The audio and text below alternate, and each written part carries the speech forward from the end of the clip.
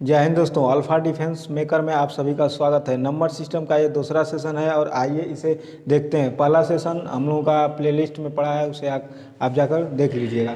तो number system के पहले दिन हम लोग ये समझ चुके थे कि real number, natural number, prime number, composite number, odd number, even number, को प्राइम क्या होता है। आज उसके आगे का थोड़ा सा प्रैक्टिस करेंगे, फिर उसके आगे जानने की कोशिश करेंगे। तो देखिए, डिजिट और नंबर में अंतर आप लोग समझ चुके होंगे। डिजिट और नंबर, डिजिट क्या होता है? अंक होता है, और जब अंक मिलता है तो क्या बनाता है? एक संख्या बनाता है। डिजिट मिलता है तो क्या बनाता है? संख्या बनाता है। और डिजिट होते कितने हैं?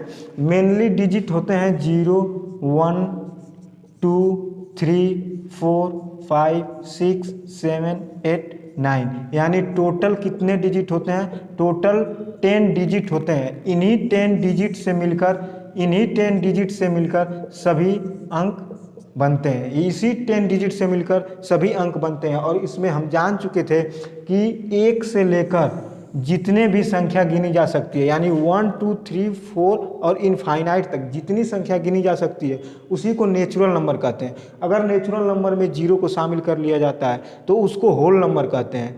और उसके बाद क्या जाने थे हम लोग पिछले वीडियो में कि वह संख्या जो 2 से डिविजिबल हो, उसी को क्या कहते हैं? इवन नंबर कहते हैं। और वह संख्या जो 2 से डिविजिबल ना हो उसे क्या कहते हैं?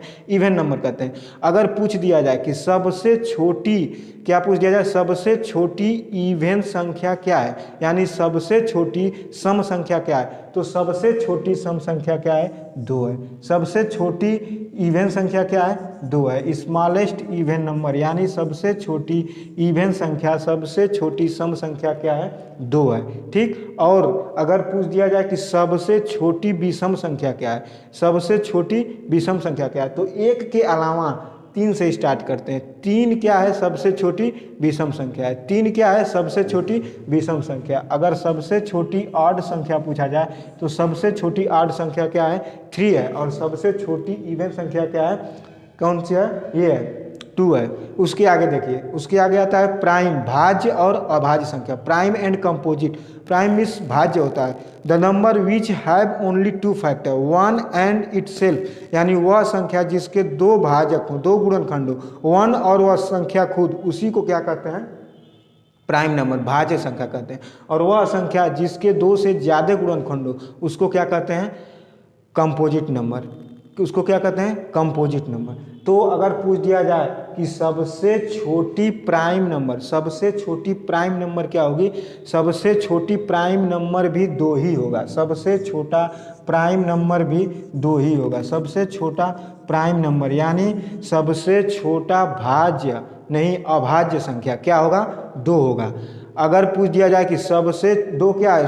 2 सबसे छोटा अभाज्य और सम संख्या है। क्या है? अभाज्य और सम संख्या। उसके बाद 3 अभाज्य संख्या है लेकिन यह विषम संख्या है। 5 अभाज्य संख्या है लेकिन क्या है? विषम संख्या है। तो 2 ही क्या है? 2 सम संख्या है और सबसे छोटा अभाज्य संख्या भी है। ठीक, ये इतना क्लियर हो गया होगा।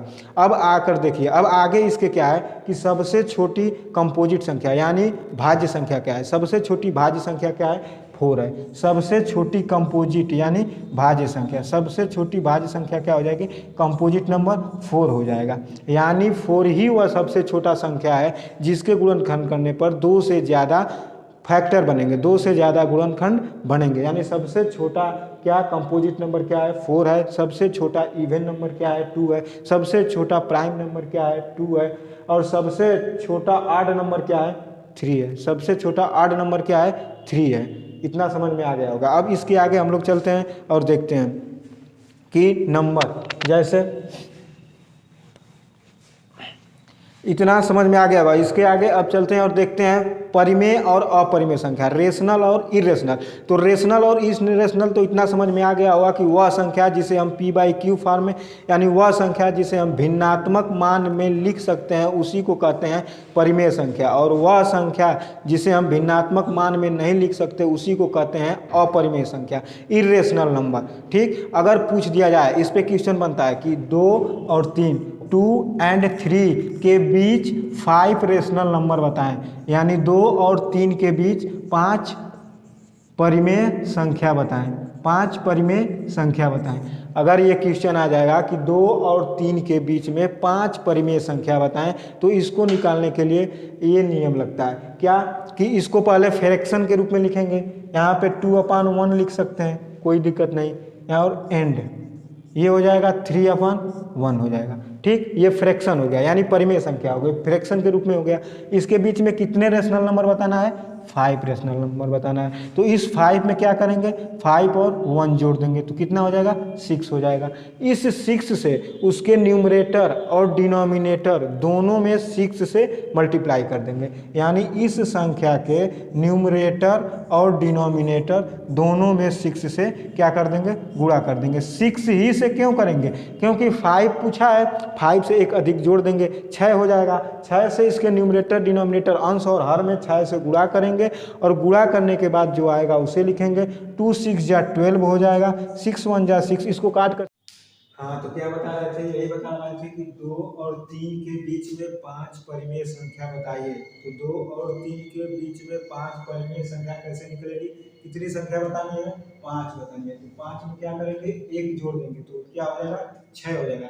उस 6 से इस वाली संख्या में अंश और हर, न्यूमरेटर और डिनोमिनेटर दोनों में 6 से गुणा करेंगे नीचे ऊपर, और गुणा करने के बाद क्या आ जाएगा, 12/6 एन 18/6। अब यहाँ से हमें क्या मिल जाएगा, 5 परिमेय संख्या मिल जाएगा। क्या मिल जाएगा, 5 परिमेय संख्या। कौन कौन, 13/6, 14/6, 15/6 और 16/6, फिर 17/6, यानी 1 2 3 4 5, ये 5 परिमेय संख्या निकल जाएगी। यानी कहने का मतलब यह है कि दो संख्याओं के बीच में परिमेय संख्या निकालने के लिए हम ये मेथड लगाते हैं, जैसे उसको न्यूमरेटर बनाएंगे, अपान 1 करेंगे, उसके बाद जितना पूछे रहेगा उसमें +1 करके नीचे ऊपर मल्टीप्लाई करेंगे। मल्टीप्लाई करने के बाद जो इनके बीच में संख्याएं आएंगी वही क्या हो जाएंगी, परिमेय संख्या।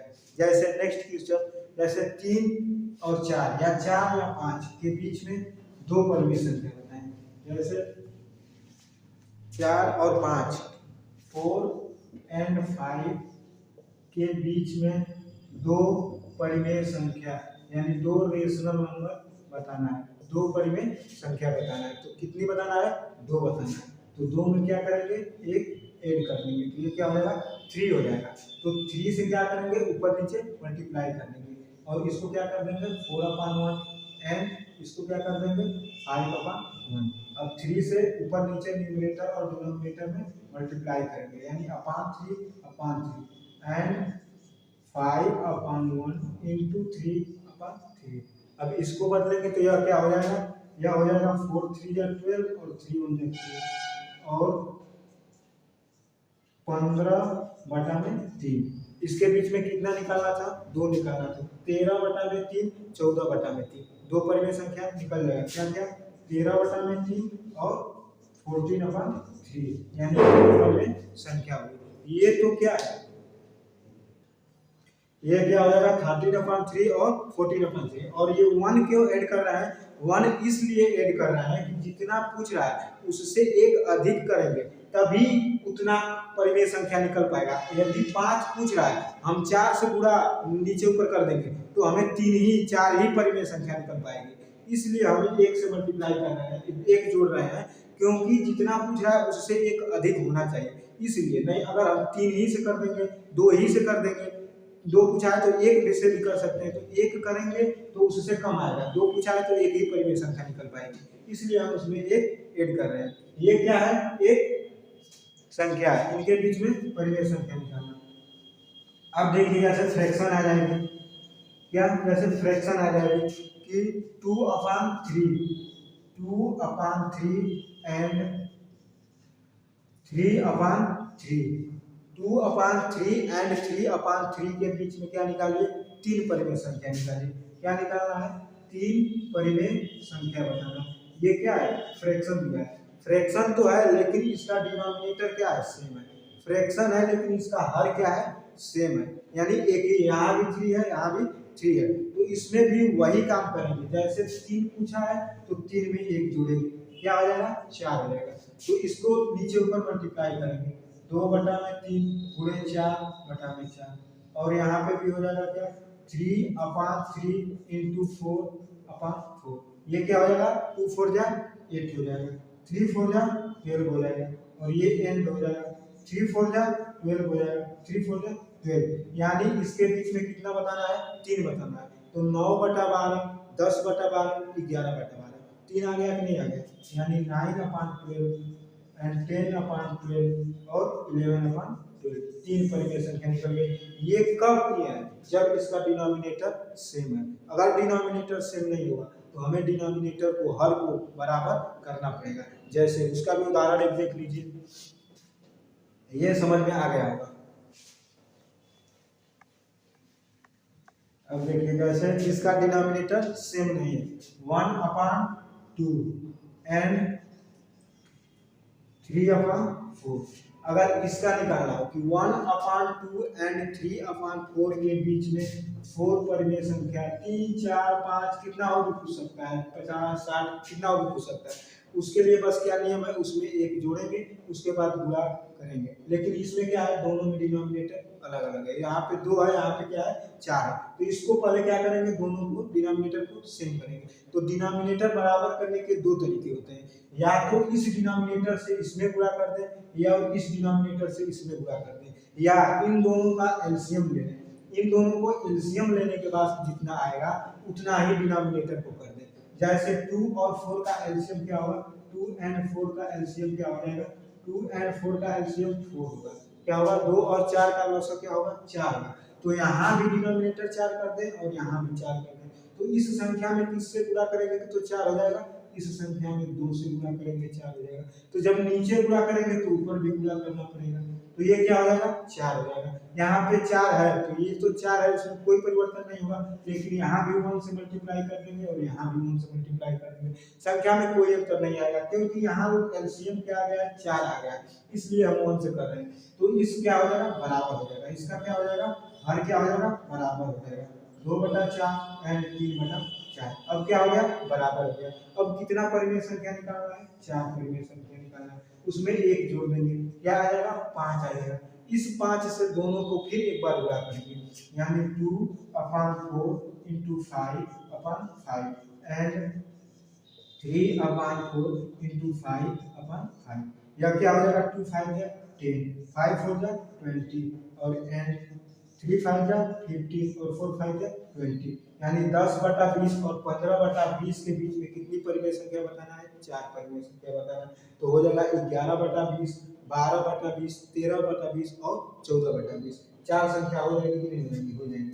जैसे 11/20, 12/20, 13/20, 14/20। तो आशा करते हैं कि इतना आप लोग समझ गए होंगे। जब किसी संख्या में किसी एक नेचुरल नंबर का परिमेय संख्या निकालना है तो उसको अपान 1 करेंगे, जितना पूछेगा उसमें +1 करके नीचे ऊपर गुणा करेंगे, उसके बाद जितनी संख्या रहेगी उसे परिमेय संख्या निकाल लेंगे। अगर डिनोमिनेटर सेम नहीं है तो डिनोमिनेटर सेम करेंगे, सेम करने के बाद वही प्रक्रिया दोहराएंगे, उसके बाद क्या निकल जाएगा परिमेय संख्या निकल जाएगा। तो इतना आप समझ रहे हैं कि परिमेय संख्या कहते किसे है, परिमेय संख्या निकलती किसे। अब आइए इससे एक कदम आगे चलते हैं। जैसे क्या होता है डिजिट, क्या होता है डिजिट, डिजिट मींस क्या होता है अंक। तो अंक हम जानते हैं कि टोटल 0 से 9 तक कितने होते हैं 10 डिजिट होते हैं, उन्हीं को मिलाकर सभी संख्याएं बनती है। अगर पूछ दिया जाए कि 1 से 1 to 9 नंबर है, 1 से 9 तक कोई नंबर लिखा गया, उसमें कितने अंक हैं, 1 से 9 तक के गिनती में 1 से 9 तक के काउंटिंग में कितने अंक आएंगे।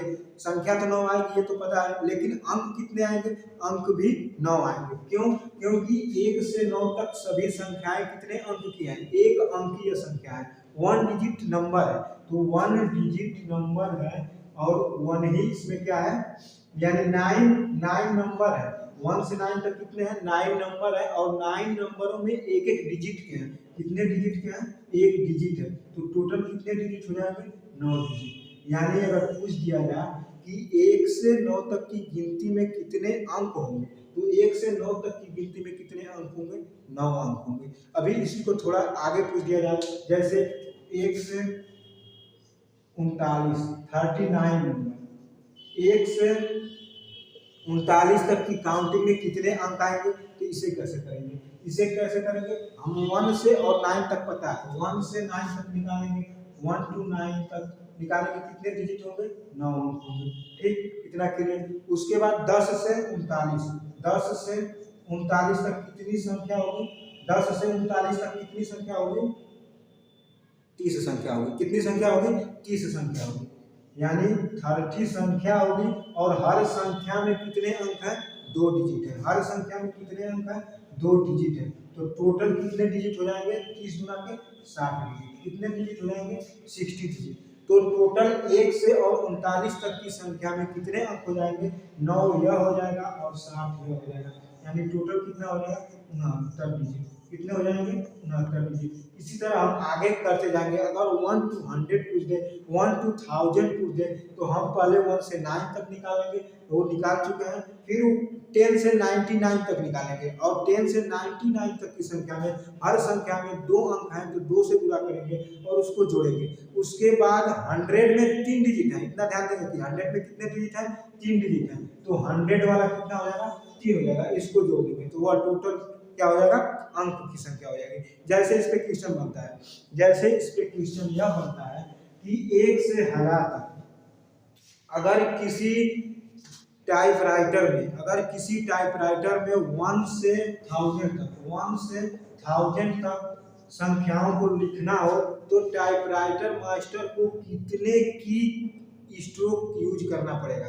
कहने का मतलब क्या है, अगर आप टाइपराइटर से टाइपिंग कर रहे हैं तो 1 से 1000 तक काउंटिंग लिखने में, काउंटिंग करने में, गिनती करने में या लिखने में हमें उस पर कितनी बार की का यूज करना पड़ेगा, कितने अंक की यूज करना पड़ेगा। इसके लिए ऐसे क्वेश्चन बनता है एसएससी में, एसएससी 2018 इससे पीछे मतलब प्रीवियस ईयर बहुत से एग्जाम में बना था। तो अगर पूछ जाए कि 1 से 1000 तक की गिनती में कितने टाइपराइटर में कितने अंक का यूज करना पड़ेगा, उसके लिए यह नियम लगाएंगे। क्या, 1 to 9 तक निकालेंगे, 1 to 9 तक कितने हैं, 9 डिजिट हैं। ठीक, अब 10 से 99 निकालेंगे, 10 से 99 तक की संख्याओं में कितने अंक हैं, कितनी संख्या होंगी, संख्या होंगी कितनी, 99। 99 में से 9 जाएगा कितना, 90 हो जाएगा। कितना हो जाएगा, 90 संख्या हो जाएगी। 90 संख्या है और हर संख्या कितने डिजिट की है, 2 डिजिट की है। तो इसमें कितने अंक हो जाएंगे, 180 डिजिट हो जाएंगे। यानी 1 से 99 तक के संख्याओं में कितने डिजिट हो जाएंगे, 180 यह हो गया और 9 यह हो गया, 189 डिजिट हो जाएगा। यानी 1 से 99 तक की संख्याएं में 189 अंक आएंगे और 189 बार दबाना पड़ेगा की को। और जब 100 आ जाएगा, जब 100 आ जाएगा तो इसमें कितने डिजिट हो जाएंगे, 3 डिजिट हो जाएंगे। यानी 100 आ जाएगा तो कितने डिजिट हो जाएंगे, 3 डिजिट हो जाएगा। तो 100 से 99 तक कितने अंक हैं, 100 से 99 तक कितने संख्या है, 999 संख्या। और प्रत्येक संख्या में कितने अंक हैं, 3 संख्या, 3 अंक है। प्रत्येक संख्या में कितने अंक हैं, 3 अंक है। तो अब इसको गुणा करें, इसको गुणा करेंगे, 3 9 या 27 करें 2 3 27 29, 3 27 2 29, ये आ जाएगा इसका मल्टीपल। क्या आ जाएगा, इसका मल्टीपल आ जाएगा। ये नहीं, यहाँ पे थोड़ा सा गलती हो रहा है। गलती यह हो रहा है कि 100 से 99 के बीच में संख्याओं की मात्रा कितनी हो जाएगी, 899 हो जाएगी। कितनी हो जाएगी, क्यों कि 1 से 999 तक 999 अंक होंगे, संख्या होगी। लेकिन 1 से 100 तक हम निकाल दिए हैं, 1 से 100 तक निकाल दिए हैं। तो अब क्या है, 1 से 99 तक निकाल दिए तो 100 से 999 तक कितना हो जाएगा, 899। अब इसमें क्या करेंगे, 3 से मल्टीप्लाई करेंगे। क्या करेंगे, 3 से मल्टीप्लाई करेंगे। तो यानी 3 9 जा 27, 3 9 जा 27 और 3 8 जा 24 और 2 26, यानी 2697 अंक केवल 100 से 999 तक लिखने में हमें यूज करना पड़ेगा। कितना, 2697। और जब हम 1000 लिखेंगे, जब हम 1000 लिखेंगे तो कितने अंक यूज करना पड़ेगा, 4 अंक यूज करना पड़ेगा। यानी 189 यह, 2697 यह और 4 अंक यह, टोटल मिलकर इतना ही अंक यूज होगा। तो कितना होगा, 2697 प्लस 189 फिर प्लस क्या है 4। अब इसको जोड़ देंगे, 9 7 16, 16 4 20, कैरी 2, 9 8 17, 2 19, हासिल 1, 6 1 7, 1 8, यानी 2890। 1 से 1000 तक की संख्याओं को लिखने में हमें 2890 अंकों का यूज करना पड़ेगा। या इसी क्वेश्चन को हर तरह से घुमा कर पूछ देता है, जैसे कोई कोई पुस्तक है, उस पर पृष्ठ छापना है, पेज लिखना है, तो एक पुस्तक 532 पेज की है, तो उसमें टाइपराइटर को, टाइप मास्टर को कितने अंकों का यूज करना पड़ेगा, ये भी पूछ सकता है। तो इसी क्वेश्चन को लैंग्वेज भाषा में अलग अलग पूछा जाता है। इसके थोड़ा सा आगे बढ़ते हैं। यहाँ तक उम्मीद है कि आप लोगों को समझ में आ गया होगा। अब थोड़ा सा आगे इससे एक कदम पैसेंस रखेंगे और पैसेंस रखकर, धैर्य रखकर धीरे धीरे एक एक कदम आगे बढ़ते जाएंगे और धीरे धीरे सब चीज आ जाएगा। चलिए देखिए अब इससे आगे, अगर पूछ दिया जाए कि 10 to the power 0, 10 to the power 0 की वैल्यू कितनी होती है, 1 होती है। 10 टू द पावर 0 की वैल्यू कितनी होती है, 1 होती है। अगर 10 टू द पावर 1 की वैल्यू कितनी होती है, 10 होती है। 10 टू द पावर 2 की वैल्यू कितनी होती है, 100 होती है। 10 टू द पावर 3 की वैल्यू कितनी होती है, 1000 होती है। तो यह लिखने का मतलब क्या है, यह लिखने का मतलब क्या है, यह लिखने का मतलब क्या है कि अगर 10 की पावर कुछ भी लिखे, यदि 10 का पावर कुछ भी लिखे और पूछ दिया जाए कि 10 to the power 2, 10 to the power 3 के में कितने अंक होंगे, यदि ये तो छोटा है तो हम बता सकते हैं इसे लिखकर। अगर पूछ दिया जाए कि 10 टू द पावर 565 में कितने टोटल अंक होंगे, तो हम कैसे बताएंगे। देखिए यहाँ हम क्या पाए, यहाँ यह पाए हैं कि जब पावर 0 है तो उसमें अंकों की संख्या क्या आई है, 1 आई है। कितने अंक आए हैं, 1 डिजिट आए हैं, क्योंकि 10 टू द पावर 0 की वैल्यू 10 की घाते 0 की वैल्यू क्या होती है, 1 होती है, और 1 में अंक कितने हैं, 1 ही है। और 10 के पावर 1, 10 का घात 1 की वैल्यू क्या होती है, 10 होती है, और इसमें कितने अंक हैं, 2 डिजिट है। इसमें कितने अंक हैं, 2 डिजिट है। 10 के पावर 2 की वैल्यू कितनी होती है, 100 होती है, और इसमें कितने अंक हैं, 3 डिजिट है। इसमें कितने डिजिट हैं, 3 डिजिट। 10 के पावर 3 में कितने हो गए, 1000 होगा। इसमें कितने अंक होगा, 4 डिजिट होगा। तो इससे हम क्या देख रहे हैं, इससे एक फार्मूला बन रहा है, और फार्मूला क्या बन रहा है कि जितना पावर है, यदि 10 बेस है और उसका पावर कुछ है, यदि 10 बेस होगा और उसका घात कुछ और होगा, तो उसमें जितना पावर रहेगा उसमें +1 कर देंगे, वही क्या हो जाएगी, अंकों की संख्या हो जाएगी। यानी 0 में 1 जोड़ेंगे तो क्या आ जाएगा, 1 आ जाएगा। 1 में क्या जोड़ेंगे, 1 जोड़ेंगे तो क्या आ जाएगा, 2 आ जाएगा। 2 में 1 जोड़ेंगे तो 3 आ जाएगा। 3 में 1 जोड़ेंगे तो 4 आ जाएगा। यानी कहने का मतलब यह है कि जब 10 बेस हो, जब 10 का कोई भी घात हो, कितना ही बड़ी से बड़ी संख्या हो, और 10 पे पावर लगा हो, तो उसमें अंकों की संख्या सिर्फ उसके पावर में, उसके घात में 1 जोड़ देते हैं। तो ये क्या फार्मूला बन जाएगा, ये फार्मूला बन जाएगा 10 to the power n equal to n plus 1 digit. कितने डिजिट हुआ, 10 टू द पावर, अगर 10 के पावर n की घाते कोई भी हो, अगर उसमें अंकों की संख्या बतानी है, तो उसमें अंकों की संख्या क्या हो जाएगी, n प्लस 1 हो जाएगी। क्या हो जाएगी, n प्लस 1 हो जाएगी। यानी घात में 1 जोड़ देंगे, वही क्या हो जाएगी, अंकों की संख्या हो जाएगी। तो अब यहाँ हम आसानी से बता सकते हैं कि 10 के पावर 565 में कितने अंक होंगे, 10 के पावर 565 में कितने अंक होंगे। बस करना क्या है, जब यहाँ 10 लिख गया तो इसमें भी इसके घात में 1 जोड़ देंगे, यानी इसमें 10 टू द पावर 565 में अंकों की संख्या हो जाएगी 565 प्लस 1, यानी 566। यानी 10 का पावर कितना हो, बड़ी से बड़ी संख्या हो, अगर उसमें अंकों की संख्या बतानी है तो उसके पावर में n में +1 कर देंगे, वही क्या हो जाएगा, हमारा अंकों की संख्या हो जाएगी। ये कैसे आया है, यहाँ पे सिद्ध किया गया है। जैसे 10 टू द पावर 0, इसी को देखेंगे, सब में एक एक जोड़ते जा रहे हैं और अंकों की संख्या आती जा रही है।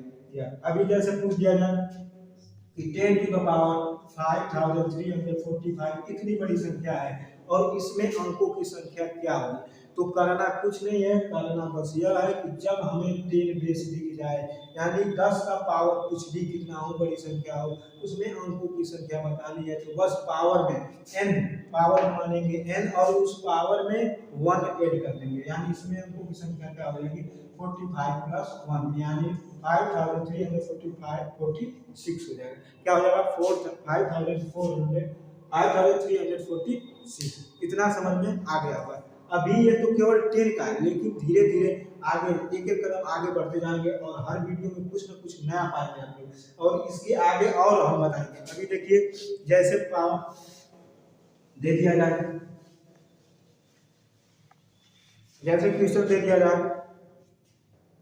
4 to the power 1111 into 5 to the power 2222।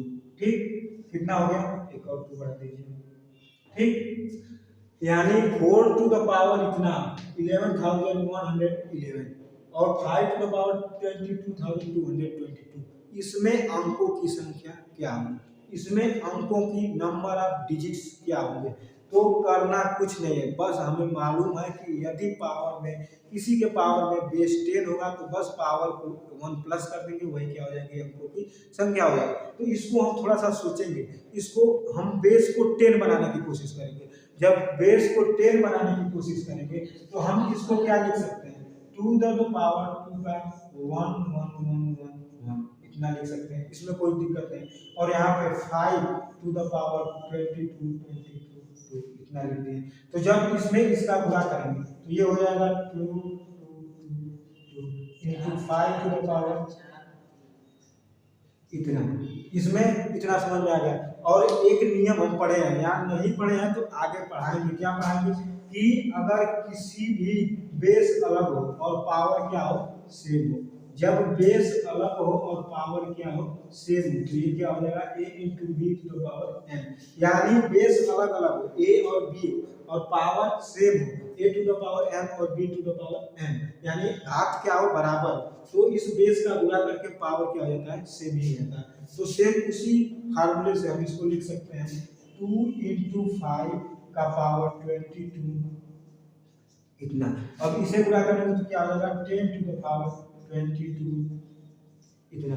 अब जब इतना आ गया तो आपको कुछ समझ में आ रहा होगा कि इसके आगे हम क्या करेंगे। जब इतना आ गया, 10 का पावर आ गया, तो 10 के पावर में जब लग गया तो इसका पावर n हो गया, तो n प्लस 1 इसमें अंकों की संख्या हो जाएगी। यानी इसमें अंकों की संख्या क्या हो जाएगी, 22 प्लस 1 यानी 22 3। इसमें अंकों की संख्या कितनी हो जाएगी, 3 हो जाएगी। यहाँ तक समझ में आ गया होगा। अब आगे देखिए, तो उम्मीद है कि यहाँ तक आप लोगों को समझ में आ गया होगा। अब इसके आगे एक और क्वेश्चन इसमें सॉल्व करेंगे, फिर जैसे एकदम सेम टू सेम इसी पे सॉल्व करेंगे। 2 power 3 into 232 इंटू क्या है, 5 का पावर 348। क्या करना है, इसे अगर पूछ दिया जाए कि या इसे हम क्या लिख सकते हैं 25, इसे क्या लिख सकते हैं 25 का पावर 348 और 2 to the पावर या 8 यहाँ लिख सकते हैं। क्या लिख सकते हैं, 8 लिख सकते हैं। 8 का पावर 232 में पावर इतने हैं, तो इसमें अंकों की संख्या क्या होगी। तो सेम टू सेम वैसे ही लगाएंगे। इसको भी क्या करेंगे, पहले 10 में बदलने की कोशिश करेंगे। तो इसको हम लिख सकते हैं 2 to the power 3 into 232 into 5 का स्क्वायर into 348। इतना करने में किसी को कोई दिक्कत नहीं होगी। जब इसको इसमें मल्टीप्लाई करेंगे तो हो जाएगा 3 2 6 3 3 9 और 3 2 6। और फिर इसको करेंगे तो यह भी हो जाएगा 5 का पावर 2 8 जा 16 और 2 4 जा 8 और 2 3 जा 6। यानी क्या हो गया, पावर सेम हो गया। जब पावर सेम हो गया तो दोनों बेस को मल्टीप्लाई कर देंगे, यानी 10 का पावर 696। और यदि इसमें अंकों की संख्या बतानी है तो वही फॉर्मूला लग जाएगा, क्या 696 प्लस 1 यानी 697। तो उम्मीद है दोस्तों कि आप लोगों को यहाँ तक बहुत ही अच्छे से समझ में आया होगा। और बिल्कुल धैर्य रख के हर एक वीडियो में नया चीज़ कुछ न कुछ सीखने को मिलेगा आप लोगों को। इसलिए धैर्य बनाकर एक एक कदम धीरे धीरे आगे बढ़ते रहिए और हर एक वीडियो को लाइक शेयर और सब्सक्राइब करते रहें। धन्यवाद।